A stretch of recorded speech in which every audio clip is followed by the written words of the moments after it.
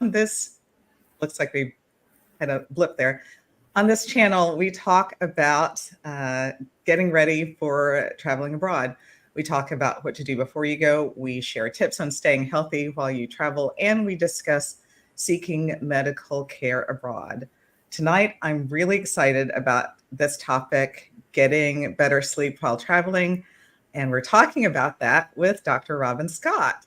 Dr. Robyn is a clinical pharmacist and sleep health coach who combines her expertise in pharmacy with holistic and natural approaches to help her clients improve their sleep quality and feel rejuvenated after sleep.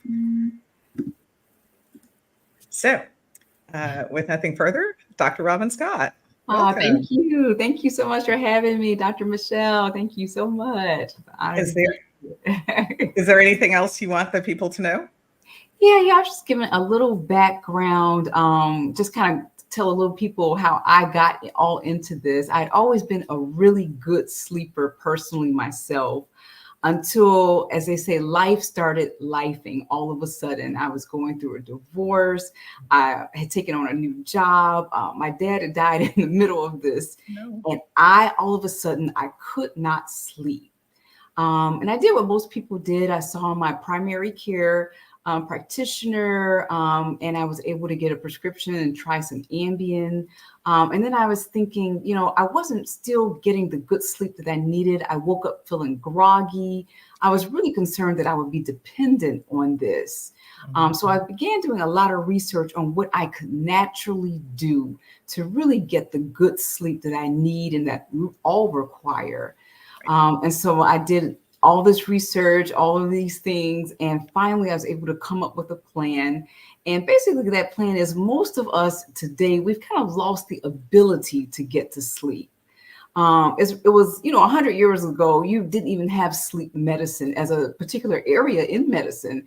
I believe they just started those fellowships sometime in the 60s or 70s. So it's a recent type of medical field that we really didn't have before, because probably we didn't have blue light. We didn't have, cell phones, our tablets, our computers, right. All of these things that are keeping us awake. We didn't have, excessively high consumption of caffeine that we see now, all of the additives that are in foods, all of the things that we're doing. We really have kind of lost the sleep skill set. So I was able to really do the research to get that back. And now I share that with other people with my coaching program. Wonderful. Wonderful. So we're just going to jump right in. I want to talk a little bit about how travel might affect our sleep, and what you've shared with your clients, what they've shared with you.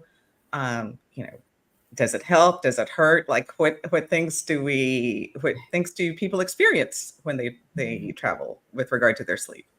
That's a really good question, because when you said, does it help or does it hurt? It depends on the person. It can do a little bit of both. Okay. If you're going to somewhere, I know you're a world traveler, you've been all over the place. And so if you're going to a location where you are changing time zones and you're experiencing that jet lag, that can definitely interfere with your sleep. So now you're having difficulty concentrating, some mood destabilizations, which all can impact sleep. When you go to these new places, environmental changes can also impact sleep. So you're breathing different air, just even down to the bedroom. Even if it's a luxury, beautiful hotel, the sheets are different, the mattress are different. Adjusting your temperatures can be different as well. So that can affect the sleep.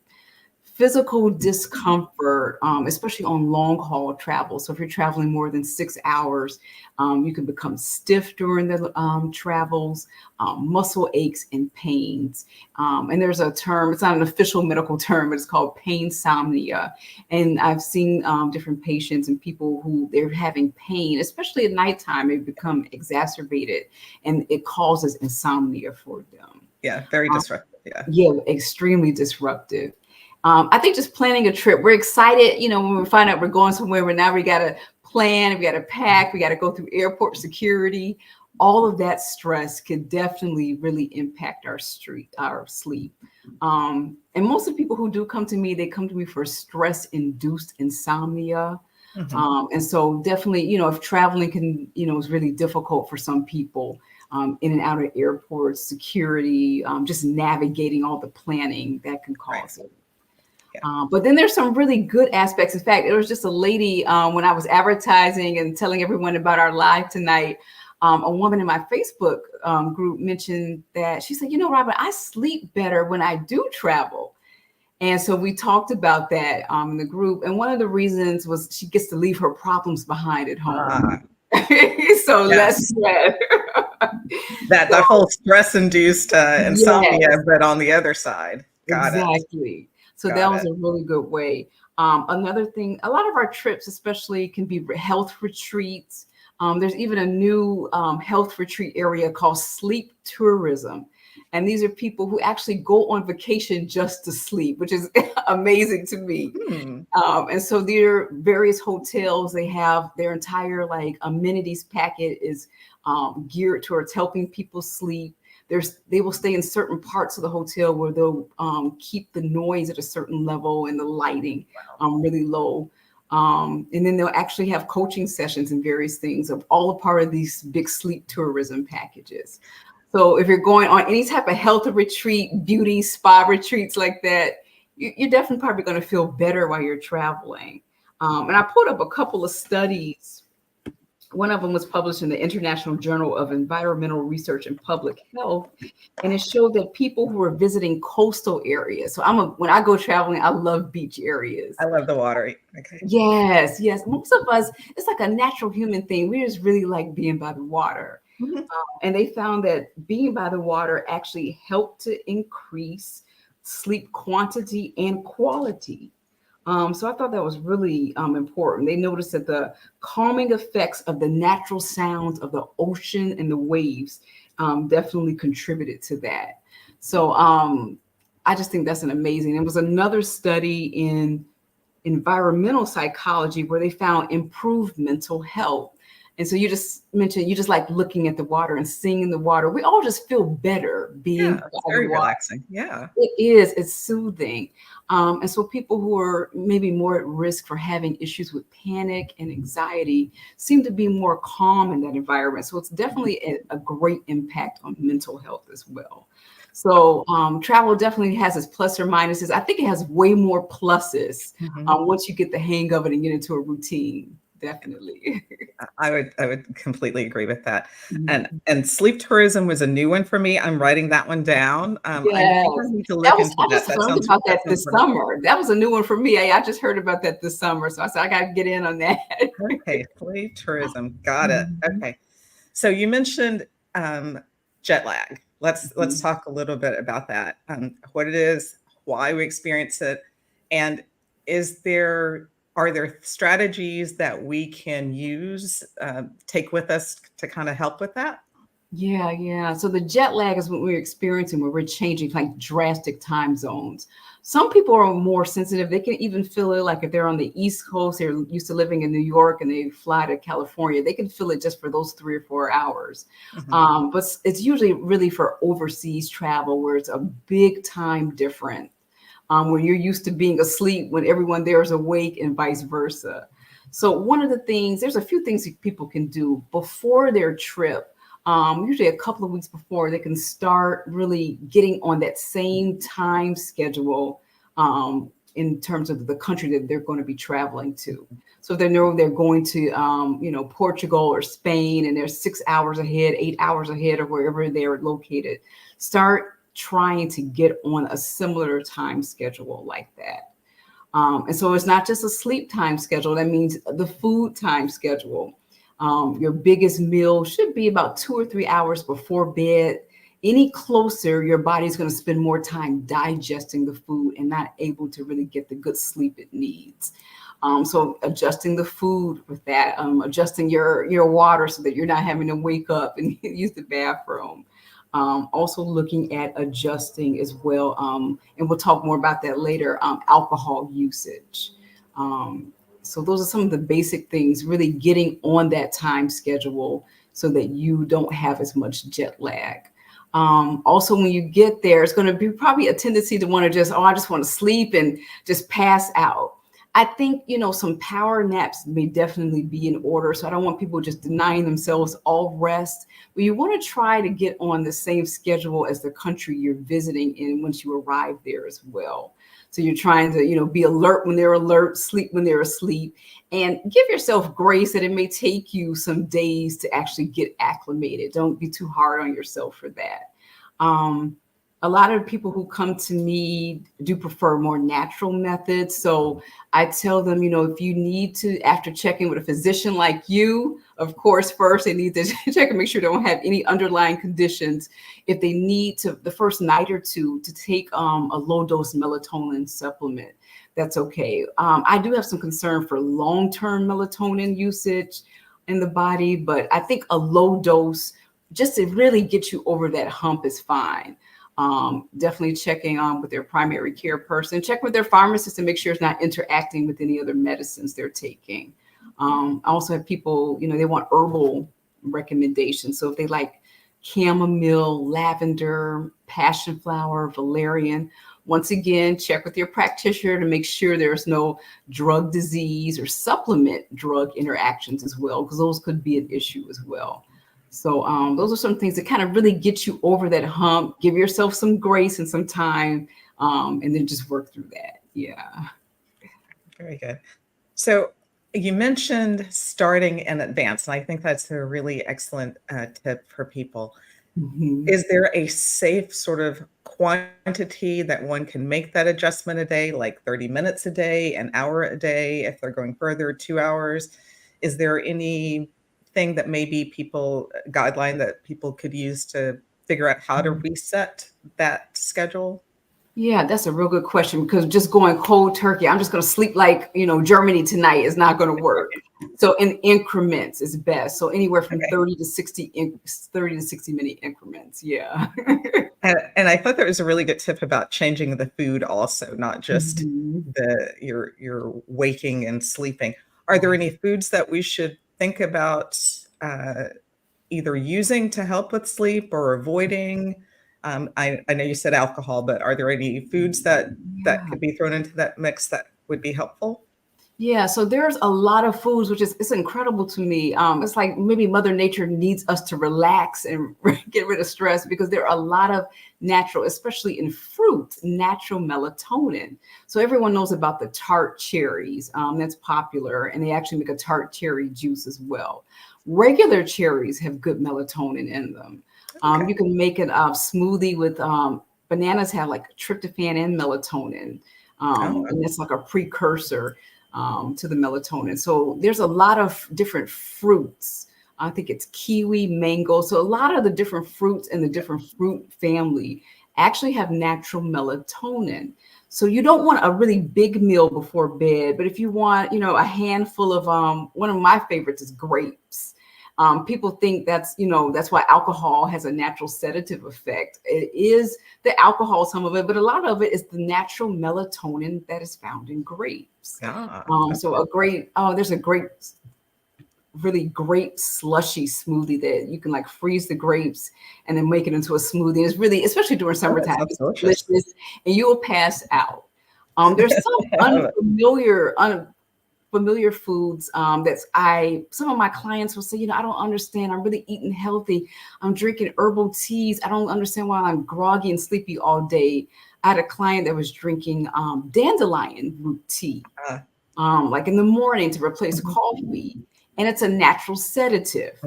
And so I told her, I said, okay, you just switch that to like 7 p.m. for the tea if you're going to bed at 10. So that'll give you a chance to pee the tea out, and it's going to make it a sedative.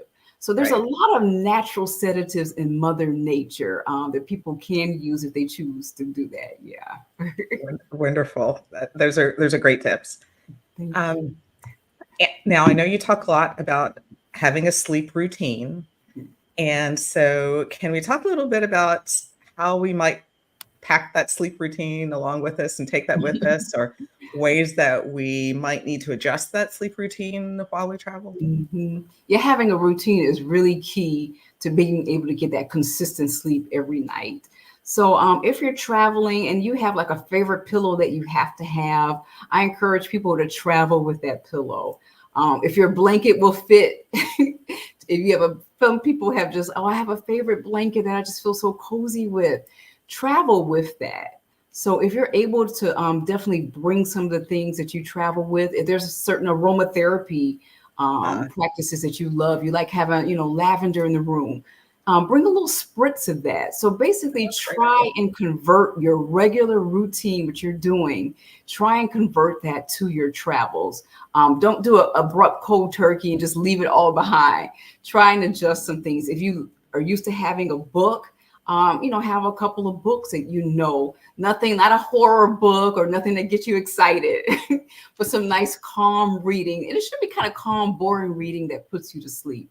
So whatever the routine is, I do try and encourage people to keep that same routine while they're traveling. And they'll have to make some adjustments. Maybe they can't bring the big bottle of lavender. They have to have the little travel size, but definitely make the adjustments for the travel, but try and keep that same routine. Good. Yeah. Very good. We can do that. I think we can definitely do that. I want to talk about alcohol specifically because you mentioned that, and that's something that people consume on vacation. Yeah. It's something that some people also use to help with sleep. Yep. On a plane. Is that a good idea? Can you talk a little bit about that's so. I always like to look at kind of what baseline is going on with the person. Alcohol and plane rides are not a good mix. There's a reason why they give us these little small bottles. When I was younger, I just thought they were cute and adorable little bottles. Oh, look, they're so cute. And they fit on the plane. That's not the reason. They have done the research and they don't want the liability of, people having really exacerbated cardiovascular hypoxic events because they've drinking too much alcohol.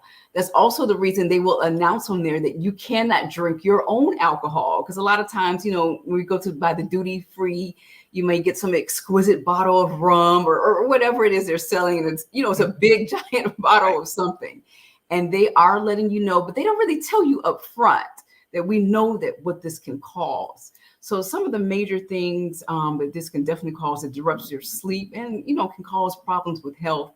Already in a plane situation, especially going for 6 hours, your body is going through more of a hypoxic, or you're not getting as much oxygen as you would if you were, on ground level. Just that particular high in altitude is less oxygen. They find that the alcohol actually exacerbates this and even causes you to even have less blood oxygen. And this is, once again, baseline, really serious for somebody who has, high blood pressure, issues regulating their blood pressure. It puts more stress on the cardiovascular system. So that's something definitely to keep in mind. While I would say certain people may want to avoid alcohol on the flight altogether, just to avoid issues with that. Alcohol is a natural diuretic. So you're going to find that already in these cabins, they're already, once again, they're pulling, moisture from you. You can just feel your skin getting dry. I never wear my contacts on a flight because my eyes just dry up. So also your mouth is dry, your skin is dry, your eyes are dry. And adding alcohol to that is more even drying to the body. So now you're going to have to get up multiple times, use the bathroom. And this can also disrupt sleep, why I really advocate for my clients to not use alcohol to get to sleep. It is actually a natural sedative. So people are right, oh, I feel drowsy with it. And a lot of that is the grapes. We talked about that, the melatonin in the grapes. But what they find that even though it sedates you, it disrupts the sleep architecture. And that's just a fancy word for all the stages we go in for sleep. So we have like 4 stages, in 1 and 2 and 3, and then the REM, the rapid eye movement. And we cycle in and out those throughout the night. They found in the studies that if people have had a lot of alcohol to drink, they don't cycle, which is why people, when they drink too much alcohol, when they wake up the next morning, they feel horrible. They're like, I went to sleep, or I tried to go to sleep, but I feel groggy and tired. I feel worse than before. It's not restorative. Yeah. It is, because it doesn't restore. So yeah, that's definitely something, so they don't get the fragmented sleep. It is a diuretic. And also if they are prone to heart issues, have, a first degree family member or them themselves, probably would highly recommend to keep it to a bare minimum and avoid it altogether. They could plan on maybe treating themselves to a nice glass of wine when they get to their location. And even that, the recommendation, because alcohol is believed for the average human to maybe take about a 5-hour metabolism rate to actually break down in the body.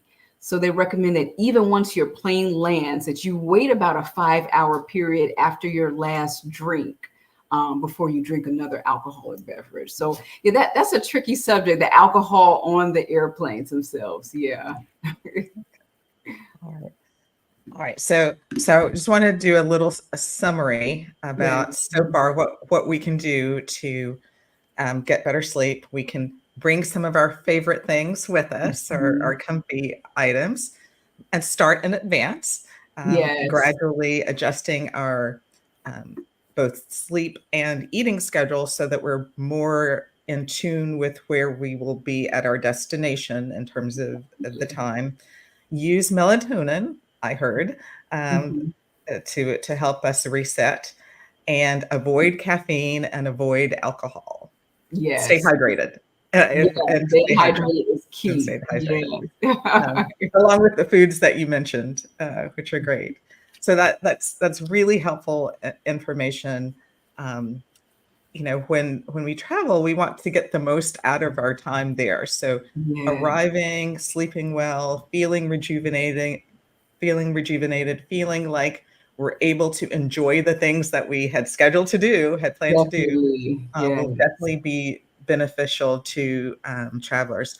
Now, where can people find you, and can they do coaching with you? Can you tell us a little bit about what you do outside of tonight's session? Definitely. Yeah, I have a program where people who are definitely experiencing the stress-induced insomnia are really ready to kind of put their life back together to really get that skill set of sleep down. So we talked about the blue light, limiting that, an hour or so before bed.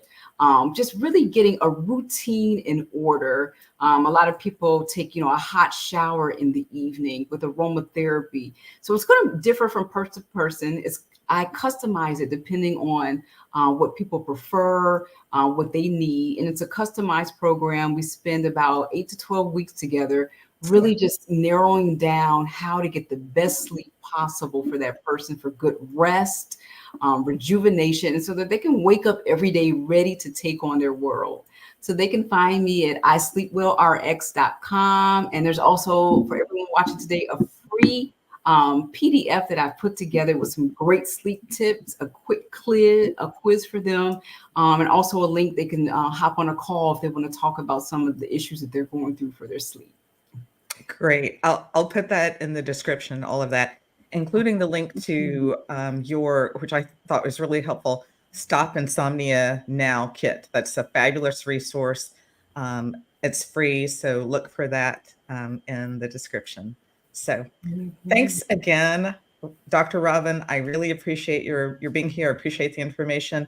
Thanks everybody for watching. And thank you for having me, Dr. Of course, it was my absolute pleasure. Until next time, safe travels. Bye-bye. Bye-bye.